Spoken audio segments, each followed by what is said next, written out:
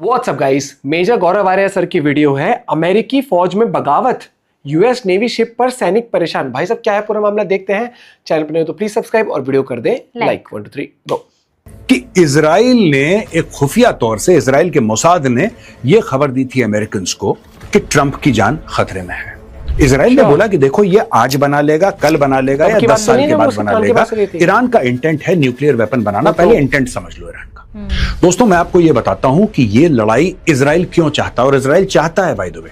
मैं आपको आज बता दूं, इजराइल ये जानता है, इजराइल ये पहचानता है, और इजराइल को ऐसा लगता है कि जब तक उसने हमास, हिजबुल्लाह, हूथी और फिर ईरान के अंदर तख्ता पलट उसने नहीं करा, तब तक इजराइल सुख शांति से नहीं रह सकता। तख्ता था जब ये शुरू हुआ था ना, और पूरा जब इन्होंने शुरू किया था तख्ता पलट करने का ही था।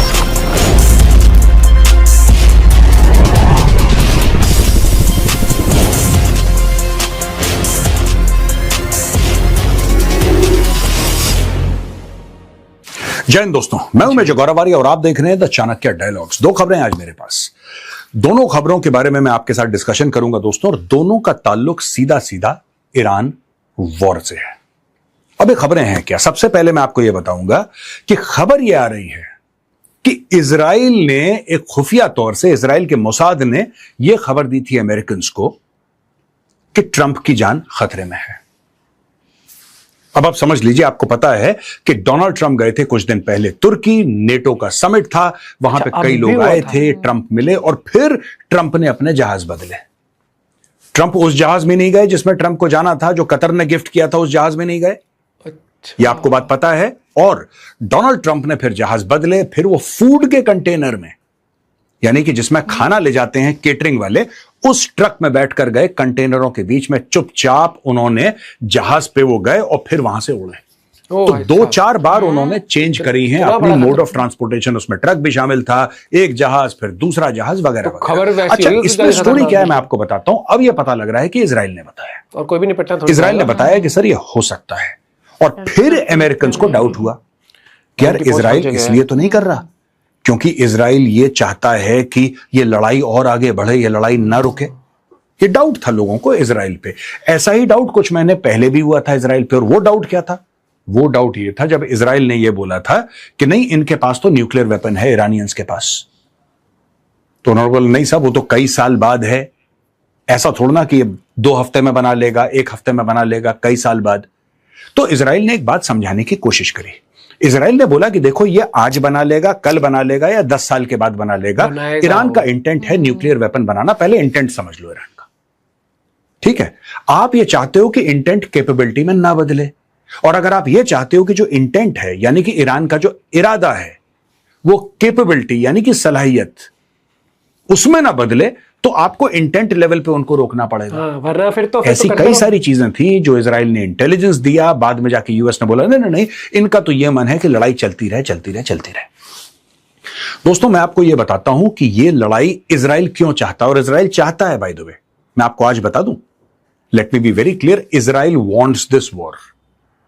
Donald Trump does not want this war. अब इजराइल को यह लड़ाई क्यों चाहिए और डोनाल्ड ट्रंप को क्यों नहीं चाहिए, यह मैं आपको समझाता हूं, तब आपको बिल्कुल क्लियर हो जाएगा। देखिए साहब, ऐसा है कि इजराइल को एक बात यह पता है कि यह जो लड़ाई ईरान के साथ है एग्जिस्टेंशियल है। इजराइल इसमें एब्सोल्युटली क्लियर है, और इजराइल का कोई, इसमें इजराइल की कोई गलतफहमी नहीं है उनके मन में कि यार हो सकता है, उनका हो सकता नहीं, दे आर एब्सोल्युटली क्लियर। ऐसा क्यों, मैं आपको बताता हूं एक छोटा सा एग्जांपल। जब मैं एग्जांपल आपको दे दूंगा ना दोस्तों, तब आपको पूरा मैटर क्लियर हो जाएगा कि मामला इजराइल ऐसा क्यों सोचता है। लोग इंडिया में समझते हैं अरे इजराइल बड़ा एग्रेसिव है, अगर किसी ने ईंट मारा तो पहाड़ मार देता है। इसके पीछे एक फिलॉसफी है, इसके पीछे एक थिंकिंग है इजरायली स्टेट की, वो मैं आपको समझाने की कोशिश करता हूं। देखिए, इसका जियोपॉलिटिक्स से कोई मतलब नहीं है दोस्तों, ना इसका मिलिट्री से कोई मतलब है। हां, लड़ाई हो रही है तो मिलिट्री का पूरा दखल है इसमें, जाहिर सी बात है। और क्योंकि इससे ऑयल मार्केट्स ऊपर नीचे हो रहे हैं, और पूरे डिफेंस के जो जिसको कहते हैं कि कोलैबोरेशन चल रहे हैं पूरे मिडिल ईस्ट में, जैसा आपने सुना मिडिल ईस्ट में कि डिफेंस के कोऑपरेशन नए नए आ रहे हैं, नए नए प्लेटफॉर्म्स बन रहे हैं, मेका डिक्लेरेशन हो गया, सऊदी अरब, तुर्की, पाकिस्तान एक्सेट्रा एक्सेट्रा, तो जियोपॉलिटिक्स का इंपैक्ट है। लेकिन एक बात मैं आपको बताना चाहता हूं, यह बात मैं एक बार पहले मेंशन कर चुका हूं, तो आप यह मत सोचिएगा कि मेजर साहब ये तो पहले ही बता चुके हैं। अब क्यों? अब इसलिए कि आप समझ जाइए इजराइल क्यों अटैक करना चाहता है। और इजराइल अटैक करना चाहता है, यह बात सच है। लेकिन क्यों जानना जरूरी है, तब आप पूरे वॉर को समझेंगे। देखिए 1979 के पहले आपको यह बात पता है कि ये लोग बेस्ट ऑफ फ्रेंड्स थे, यानी कि इजराइल और ईरान जैसी दोस्तियां कम देखने को मिलती थी। और ये लोग खड़े किसके खिलाफ हुए थे? अरब नेशनलिज्म के खिलाफ। ठीक है जी।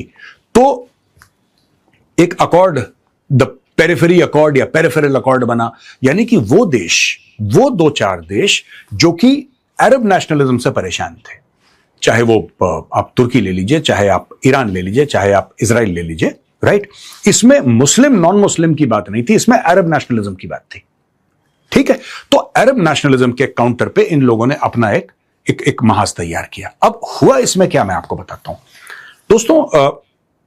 सब कुछ ठीक चल रहा था, इजराइल ने बड़ी मदद ईरान की करी, ईरान ने बड़ी मदद इजराइल की करी, एक टाइम तो और सब कुछ एकदम फिट था, राइट। इनफैक्ट मैं आपको एक बात बताऊं कि जो इजराइल की सबसे बड़ी पाइपलाइन है, जो कि साउथ इजराइल से, ठीक है, थ्रू द रेड सी वाला जो इलाका है ना, बाबल मंदेब रेड सी, जो सबसे बड़ी इजराइल की पाइपलाइन है, वो ईरान के साथ मिलके प्लानिंग करके फिर इजराइल ने बनाई थी। ये आप अपने मैप पे देख सकते हैं इसको। And it goes from south Israel to लगभग आप समझ लीजिए कि नॉर्थ इजराइल तक जाती है। और इससे बड़ी पाइपलाइन इजराइल में है नहीं, और वो ईरान के चलते बनी थी। ईरान के चलते इसलिए बनी थी क्योंकि तेल वहां से आ रहा था, और सुएज कैनाल इजिप्ट ने ब्लॉक कर दिया था। मैं बात कर रहा हूं 1967 की। अब बात यह थी कि बिल्कुल जिसको हम प्याला हम निवाला कहते हैं, एक बहुत अच्छी दोस्ती हुआ करती थी इजराइल और ईरान के बीच में। 1979 के अंदर आ गए खुमैनी, पुराने वाले खुमैनी आ गए, और अचानक दुश्मनी हो गई। और पहले तो इजराइल को यह समझ में नहीं आया कि ठीक है, तख्ता पलट हुआ है, शाह भाग गया वहां से, ठीक है, पर ये लोग इजराइल को दुश्मन क्यों समझ रहे हैं? हमने तो इनके खिलाफ कुछ भी नहीं करा, हमने इनके खिलाफ कुछ भी नहीं किया। क्या इसके पहले 1979 के पहले इजराइल और ईरान के बीच में कोई लड़ाई हुई थी? नहीं, बिल्कुल भी नहीं। इनकी फौजें सबसे अच्छे दोस्त इनकी फौजें, इनकी लीडरशिप बेस्ट ऑफ फ्रेंड्स, इनकी इंटेलिजेंस एजेंसीज, इनके खुफिया इदारे बेस्ट ऑफ फ्रेंड्स। तो अचानक 1979 में ऐसा क्या हो गया कि इजराइल जो है वो यहूदी दुश्मन बन गया। जिस यहूदी के साथ बैठ के आप खाना खाते थे, पानी पीते थे और शेयर करते थे हर एक चीजें, जो आपके यारों का यार था, वो यहूदी अचानक दुश्मन कैसे हो गया 1979 में? ये जो मैं कह रहा हूं ना कि बेंजामिन नेतन्याहू कह रहा है कि अटैक करो, इसके पीछे बहुत लंबी कहानी है। अब हुआ ये कि इन्होंने बोल दिया कि नहीं साहब, हम हर चीज को, क्योंकि ये सब मौलवी मौलाना थे, तो इन्होंने बोला कि हम हर चीज को रिलीजन की लेंस से देखेंगे। अब जो शाह की हुकूमत थी वो थोड़ा सा सेक्युलर लेंस से चीजों को देखती थी। वो कह रहा क्या यहूदी क्या है यार, काम धंधे की बात करो और फॉरगेट अबाउट एवरीथिंग एल्स। जब खुमैनी आए, उन्होंने पूरा का पूरा सिस्टम बदल दिया, और शाह की अपनी गलतियां भी थी। ऐसी बात नहीं है कि ईरान के लोग शाह से बड़े खुश थे।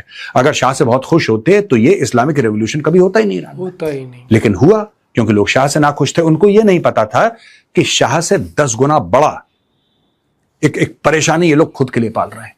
और ये मैं कह रहा हूं कि सिस्टम के लिए ईरान के अंदर जो सिस्टम बन गया वो बहुत ज्यादा सफोकेटिंग बन गया। अब हुआ क्या, लाइफस्टाइल भी कितना चेंज हुआ फिर उसके बाद। बात ये समझ में आ गई कि साहब ये पूरा मामला मजहब का है। 1967 की जो लड़ाई थी, जिसको 6 डे वॉर बोलते हैं, जो इजराइल के ऊपर हमला हुआ था, 1973 वाली लड़ाई जिसमें इजराइल के ऊपर हमला हुआ था, जिसको यौम किपुर वॉर बोलते हैं, ये दोनों की दोनों लड़ाइयां, इसमें ऐसा नहीं था कि मुसलमान यहूदी, ये सब नहीं था। It was mostly Arab nationalism. It was कि नहीं यार, ये हमारी जमीन ले ली, हम इसके ऊपर कब्जा कर लेंगे, ये ज्यूज ने आके कैसे हमारी जमीन, ये इन सब चीजों के उस जमाने में जियोपॉलिटिक्स थी। जब से ईरान आया है, ये फाइट हो गई मजहबी दोस्तों। मैं ये नहीं कह रहा कि पहले मजहब का फैक्टर नहीं था, बिल्कुल मजहब का फैक्टर था, और डे 1 से मजहब का फैक्टर था, इसमें कोई किसी को शक नहीं होना चाहिए, लेकिन सिर्फ मजहब का फैक्टर नहीं था। मैं ये कह रहा हूं जब ईरान आया तो फैक्टर सिंपल सा हो गया कि मजहब का मामला है। इसीलिए आप देखिए बांग्लादेश कितना दूर है इजराइल से, और बांग्लादेश ये कहता है कि हम इजराइल को रिकॉग्नाइज नहीं करते, हम नहीं करेंगे। बांग्लादेशियों का क्या मैटर है इजराइल से? कभी आपने सोचा है? कभी आपने सोचा है कि बांग्लादेशियों का क्या मैटर है इजराइल से? आप ये कह सकते हैं कि ठीक है, सऊदी अरब के बगल में है इजराइल, आप ये कह सकते हैं, सऊदी अरब है, जॉर्डन है, फिर इजराइल है, आप इस तरीके से देख सकते हैं। आप ये कह सकते हैं कि मिडिल ईस्ट में क्योंकि इजराइल से लड़ाइयां हुई हैं तो एक मन में खटास है, कहीं ना कहीं you can try and justify. It's a long shot but you can justify. Bangladesh को क्या प्रॉब्लम है, आप एक बात बताइए। बांग्लादेश को तो कोई प्रॉब्लम होनी नहीं चाहिए इजराइल के साथ, बांग्लादेश की तो कोई लड़ाई नहीं हुई, कुछ भी नहीं है। पाकिस्तान को क्या प्रॉब्लम है? Nobody knows. वही तो, पाकिस्तान को क्या प्रॉब्लम है? Nobody knows. लेकिन है बड़ी सॉलिड प्रॉब्लम है। पाकिस्तानी पासपोर्ट पे लिखा है कि दुनिया के हर एक मुल्क पे आप ये पासपोर्ट लेकर जा सकते हैं छोड़ के इजराइल। छोड़ के इजराइल क्यों? अच्छा, असली दुश्मनी पाकिस्तानियों की भारत के साथ है। भारत में आईपीएल में भी खेलना है, बॉलीवुड में गाना भी गाना है, भारत के साथ ट्रेड भी करनी है, सब कुछ करना है भाई। अपना इलाज भी करना है, अपना लिवर, अपना गुर्दा, कलेजी सब भारत में चेंज करवाने हैं, रिपेयर करवाने हैं, सब कुछ करवाना है। और भारत के साथ 4 जंगें लड़ चुके हैं। मैं ऑपरेशन सिंदूर का नाम ही नहीं ले रहा अभी। 4 युद्ध हो चुके हैं। ऑपरेशन सिंदूर, कश्मीर का मामला, टेररिज्म, पंजाब के अंदर टेररिज्म, सब पाकिस्तान का। इतना अभी भी लाइन ऑफ कंट्रोल आप देख लीजिए, लाइन ऑफ कंट्रोल। और भी कई सारी चीजें हैं जो पाकिस्तान बीच में बोलता रहता है, उसको खट्टी टकारें आती रहती हैं। लेकिन पाकिस्तान ने आज तक ये नहीं बोला कि इंडिया नहीं जा सकते आप ये पासपोर्ट लेके। कभी नहीं बोला पाकिस्तान ने। आप ये पॉइंट ऑफ व्यू समझिए। पाकिस्तान ने आज तक ये नहीं बोला कि आप इंडिया नहीं जा सकते। अरे भाई, इंडिया नहीं जा सकते तो पहले बोलना चाहिए पाकिस्तानियों को। हाँ। अपने पासपोर्ट पे तो पाकिस्तानियों को यह लिखना चाहिए कि valid for every country in the world accept India. क्योंकि इंडिया के साथ जंगे हैं आपकी। इंडिया जाना पसंद करते हो, इंडिया का सामान इस्तेमाल करना पसंद करते हो, लेकिन मार्केट में इजराइल से बात नहीं करनी। क्यों नहीं करनी? आम पाकिस्तानियों को नहीं पता है। They don't know unless of course they know that it's religious in nature. तो ये मैंने आपको बात बता दी। इजराइल ये जानता है, इजराइल ये पहचानता है, और इजराइल को ऐसा लगता है कि जब तक उसने हमास, हिजबुल्लाह, हूथी और फिर ईरान के अंदर तख्ता पलट उसने नहीं करा, तब तक इजराइल सुख शांति से नहीं रह सकता। ठीक है जी। अब ये तो एक खबर हो गई। दूसरी खबर जो ईरान की वॉर से रिलेटेड है, that is USS Abraham Lincoln. वो है यूएसएस एब्राहम लिंकन। और यूएसएस एब्राहम लिंकन क्या है दोस्तों? USS Abraham Lincoln basically is an aircraft carrier, और उसकी डिप्लॉयमेंट को बहुत टाइम हो गया है। वो महीनों तक अब लोग यार शिप पे हैं, खाना पीना सब कुछ है, लेकिन लोग घर भी जाना चाहते हैं, छुट्टी भी जाना चाहते हैं, 10 चीजें होती हैं। डोनाल्ड ट्रंप ने ऐसी चूड़ियां कस रखी हैं कि वो परमानेंटली वहां पे ऐसा लगता है कि भाई हम तो डिप्लॉयमेंट पर ही हैं। वहां पे इतना ज्यादा स्ट्रेस हो गया, इतना ज्यादा टेंशन हो गया है वहां पे, क्योंकि वैसे ही अमेरिकन थोड़े से, ये मेरा ओपिनियन है, और मैं हो सकता है बिल्कुल गलत हूं दोस्तों, maybe I am absolutely wrong, but मुझे लगता है थोड़े से सॉफ्ट है अमेरिकन। ये बटन दबा के मिसाइल मार देते हैं, जब लड़ने की बात आती है फिर इनको लगता है वो एमटीवी वाली जनरेशन है उनकी थोड़ी सी ना, वो थोड़ा सा उस टाइप के हैं कि मतलब my feelings are hurt type की, उस टाइप के लोग हैं थोड़े से, वो उनकी फीलिंग्स हर्ट हो जाती है, तो ये सब हो जाता है। तो अब वो लोग क्या कह रहे हैं, खबर ऐसी आ रही है कि they are jumping from ships. USS Abraham Lincoln जो शिप है उससे कूद रहे हैं। ये कैसे? They are jumping from ships. कह रहे हैं कि नहीं यार, ऐसा जीना भी क्या जीना। तो दोस्तों, ये डोनाल्ड ट्रंप ने अब अमेरिका को लाके एक ऐसे नहज पे खड़ा कर दिया है कि जो सोल्जर्स हैं they are refusing to fight. They don't have that toughness in them. वो टफनेस है ही नहीं इन लोगों में, राइट? और डोनाल्ड ट्रंप ने बिल्कुल अच्छा करा कि बूट्स ऑन ग्राउंड नहीं डाले ईरान में, वरना ईरानी खा जाते इनको, मैं बता रहा हूं। अगर ये वहां पे उतारते, जिसको दिन में 3 बार बर्गर चाहिए और उसको केएफसी का चिकन चाहिए और फिर सॉफ्ट ड्रिंक चाहिए, फिर कहता है मुझे घर भी जाना है। भैया, लड़ने वालों के लक्षण ऐसे नहीं होते हैं। जो लड़ता है ना, he is very emotionally, not only physically, emotionally and mentally very tough people when you go to war. And this Iran has proved that they are emotionally and mentally tougher than the Americans. Point. इनके तो base पे बम गिरे, ये five-star hotel में check in इन्होंने कर लिया। आपको पता है ना ये बात? अमेरिकन के ऊपर जब वहां पे बम गिरे और ड्रोन गिरे तो भाइयों ने अपना बेस छोड़ा, अपना हथियार पकड़े और ये चले गए 5-स्टार होटल में, 4-स्टार होटल में चेक इन कर लिया इन लोगों ने। कह रहा पैसे की कोई कमी नहीं है, सरकार हमारी देगी, जाओ। They're staying in hotel, they're chilling है। भाई पता है सबसे बड़ी बात क्या आ जाती है कि जियो पॉलिटिक्स जो होती है ना, उसमें कभी भी कोई किसी का सगा दोस्त नहीं होता है। आप ये हमेशा ध्यान रखना। आपने भी हाल फिलहाल में वही देखा होगा कि वो इटली की कितनी अच्छी दोस्ती है अमेरिका से, लेकिन ट्रंप कैसे तंज कस के गया था मेलेनी के ऊपर कि वो चीज की, और वो उसी चीज से ऑफेंड था ना कि वो उसने अपनी जमीन नहीं दिया, ऐसा कुछ था, कुछ कि उसके लिए फाइट के लिए ऐसा कुछ था मामला। भी वो है नाराज फूफा। और देखो भाई, ये चीज बड़ी दिलचस्प सही वर्ड नहीं रहेगा यार, मुझे नहीं पता था कि इस तरीके से उसको कंटेनर में छुप के जाना पड़ा था। हाँ। भाई देखो, दबंग कोई कितना भी हो, जब आती है जान पर बात आती है तो इंसान को देख दुख के ही चलना पड़ता है। और यहाँ पर एक और चीज, टाइम एंड अगेन हिस्ट्री इतिहास गवाह है, वो लाइन नहीं आती, इतिहास गवाह है। कोई कितना भी अच्छा मित्र हो, किसी का कुछ भी हो, जब फूट डलती है ना, या फिर जब दिक्कत आती है कोई किसी से सगा नहीं रहता। End of the day life matters, और एंड ऑफ द डे सब अपनों के सगे पहले होंगे। देश की बात आएगी तो अपने अपने देश के लिए हो जाएंगे, परिवार की बात है अपने परिवार के, और फिर परिवार के अंदर भी अगर आ जाएगी कि दो भाइयों में, तो वो चीज़ भी अलग अलग हो जाती है। और यहाँ पर तो आपने सबसे बड़ी बात ये देख लो कि इन्होंने मतलब ईरान ने साफ डिसाइड कर रखा है कि भाई हम तो बनाएंगे, कुछ भी कर तभी तो टिका हुआ है वो। ये भी तो बात कहते हैं, जितना भी न्यूक्लियर वाला है वो रशिया वो अपने क्या बोलते हैं वो हवाले करना पड़ेगा, ऐसा कुछ करने पड़ेगा, कुछ नहीं आया। और अब तो ईरान ने साफ ही कह दिया ना कि भाई हम इनसे और नेगोशिएशन ऐसा कुछ नहीं करेंगे। ऐसा कुछ खबर आई थी कि हम वेट करेंगे कि कोई और सत्ता में आए, ट्रंप जब चला जाएगा तब हम उसके ऊपर और बात करेंगे। तो पता नहीं अब ये थोड़ी बहुत डील करने के मूड में है, पूरी डील करने के मूड में, हम डील नहीं करने के मूड में, क्योंकि हर बार ऐसा अब हमने अचीवमेंट कर ली है डील के अंदर, कुछ और करता है, वो कुछ और ही वहां से कुछ और आता है। तो मुझे लगता है कि ट्रंप के तो मूड स्विंग्स होते हैं जो कि नॉर्मली इतने नहीं देखने पड़ते ना यार।